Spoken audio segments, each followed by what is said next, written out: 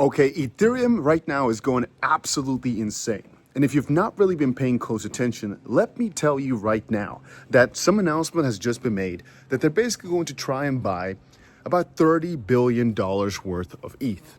And you may not think that this is a really big deal, but really when you start breaking it down, what has happened to MicroStrategy over the past couple of years is they got themselves a couple tens of billions of dollars worth of BTC, right? But that is years. What the coolest thing is when it comes to ETH here is that they've just made the announcements in basically no time at all. Anyway, yesterday I made a video on one of the cars. If I really start breaking down how much hatred there was, it's actually quite crazy. I don't know why for some reason people like to really hate on nice things. It's just a crazy thing that people do, especially when it comes to crypto markets. Perhaps it's jealousy, perhaps it's something along those lines, I don't know. But for the most part, it doesn't really concern me too much. I don't really look at it too much because right now, like I was saying earlier in the video, they're gonna be buying freaking tens of billions of dollars worth of ETH. And you wanna know some really cool part about that? They're announcing it before they're buying it. So that basically means that right now the plan is for, let me show you on the computer. The plan is for them to basically raise $20 billion and ape it fully into ETH. And if you can consider, like I said earlier, that MicroStrategy got themselves a little bit more than this, let's say about triple this over 5 years, can you consider how much this is for ETH being only 1/5 the market cap of BTC? It's absolutely massive. Now, a good question you may have is, what is the feasibility of them actually being able to raise $20 billion? Now, of course, this is something that is, I think, a legitimate question. And a little bit earlier, when we were chilling in the jacuzzi, I was actually asking myself that question. But then I look back at the fact that ETH right now is at 4,700, just based on these announcements alone. And they're gonna do everything in their power to buy these freaking coins. And I realized it's as simple as I say almost every single day. You just be a delusional bull. And I've told you before about why I opened these ETH longs, right? You can see one of the ETH longs we have here is about $350,000. It's not the craziest, but it was basically an idea of we're gonna buy in a little bit. We were only able to buy in about $120,000 worth times 3, so about $360,000 worth. It's about $107,000 in the profit right now. And the idea was here that I just basically make this the biggest position possible because I stated before that with Hype and ETH and basically Solana too, but we didn't do that. If you're at 3x, it's very, very hard to mess this up over time. It just really is. And I always say that if you're planning to make any sort of longer term trade, you should always measure for yourself, is it going to outperform a 3x ETH long? Because I always say that this is the standard. This is where I place basically dollars in. This is now not a good example. This is just a live stream example, right? But that's always the measurement. Will it perform better than ETH going to, let's say, $10,000 from here? So let's call it doubling, right? And that being times 3. So let's just say about a 6x from here over the cycle. If whatever you're buying into will not perform better than that, you're better off probably trying your luck with an ETH 3x long. And by the way, this is just a little if. If you also want to know where I'm trading on, I'm doing it all over on Blowfin.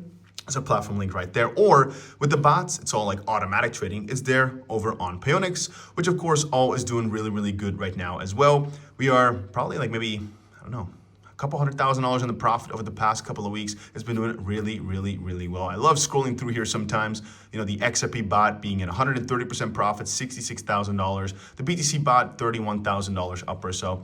Again, the numbers can be crazier, but also the amount we put in has not been that crazy. It's just percentages is all I care about, and this is lovely to see. Take a look at XLM, 255% up, 10K in, 25K in the plus, so about $35,000 worth of it. Just absolutely crazy. But before I move on, let's talk about frickin' Corn. It's the Bitcoin-powered DeFi network, and it says right here, grow your BTC with Corn. What's the concept? Well, it's basically a Bitcoin-powered DeFi network built on Ethereum. So you basically use any of these Bitcoin-backed tokens, CBBTC, wrapped Bitcoin, whatever, as collateral and liquidity, and you can earn also then back your Bitcoin-denominated yield, so more BTC. The whole nice thing about Corn here is that a lot of these are just one-click strategies, meaning, hey, you pick one of the ones you like, one click and you're done, and you keep full Bitcoin exposure while accessing powerful DeFi yield tools. It's got some major backers, Polychain, Binance, OKX, you know, a lot of the big exchanges, a lot of the big VCs. It's trading over on Bybit, Gate, a lot of the big exchanges. Right now, there's some trading competitions going on too. And if you're wondering, why is it doing so well? Like, what's going on right there? I think a big part of it is the fact that they really are trying to put Corn out there as a token and as a platform. Like, they really are trying their best right now to just get it everywhere. And I mean, BTC-Fi is really up and coming, and Corn is trying to be the cross-ecosystem token built to fuel this entire ecosystem. And some of my friends here have actually been aping into ETH, even right now at 4,700. And you might say, Dusty, but that's stupid, right? We buy low, we sell high. Theoretically speaking, every dollar below the all-time high is a dip. I've talked to you guys about this 1,000 times before. And I'd say the road towards $5,000 is quite hard. But the moment that ETH breaks it, it could go pretty crazy pretty quickly. And you have to understand, relative to most of these other coins, ETH has done really bad. I mean, XRP even hit an all-time high way earlier than ETH. I still think the best course of action right now is ETH goes nuts, which it's doing right now. Then BTC takes over. It goes on a little bit of a spree just to make sure it shows that it's still boss. Because otherwise, scenario number 2 is that ETH goes rallying here. Then Solana and coins like that take over, and then it goes smaller and smaller coins. Even XRP usually comes after ETH has already done its crazy work.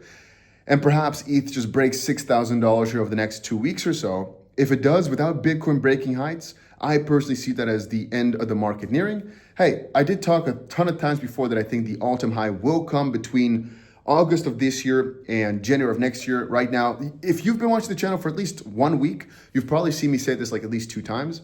But if you're watching for a year, you've probably heard me say it 1,000 times because this is what I always say.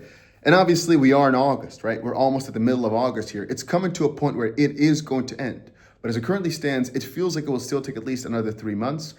But it all depends on what Bitcoin does here. But remember what I said to you guys last week, 2 weeks ago, 3 weeks ago, 1 month ago, 2 months ago. Basically, all these companies right now, they're starting a little bubble, a treasury bubble where they're raising money to buy coins, hoping the valuation of their company goes up because of it. And the fact that they're raising money for which they're basically just buying an asset that's permanently up. So it's kind of just like free money. It's really funny how the system works right there. And there were some theories today, I might cover it in a later video, about how feasible this is for the longer term. You know, basically an infinitely printable asset that can be transferred over into a limited asset. How limited is it then? There's some cool, interesting theories about that. What I'm going to say is just, they are all telling you, hey, we're going to raise so much money to buy these assets. And this is what I said before as well, all we have to do is just buy when they say they're going to buy. It's that simple.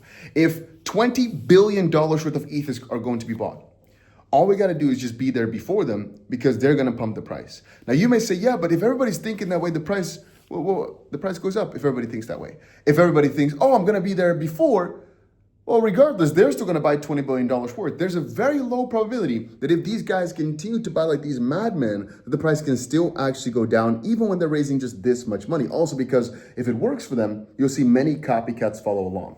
And it will take some time for this whole bubble to pop, but they just can't raise more money to buy these coins. But one very solid option there would be if it becomes so liquid, so normal, I guess, at that point, that just starting a treasury company like this doesn't do as much anymore. But right now, it's still crazy amounts of hype, and it just keeps working. It just keeps working. It just keeps working. And remember, if it works, if there's money made, people will copy it. So right now, that's what we're seeing. One company here was doing an ETH strategy, an ETH reserve. Now more and more and more companies are coming into the exact same thing and more successful. That's how Tom Lee now became the #1 ETH holder, so to speak, in the snap of an eye by buying a couple $2 billion worth.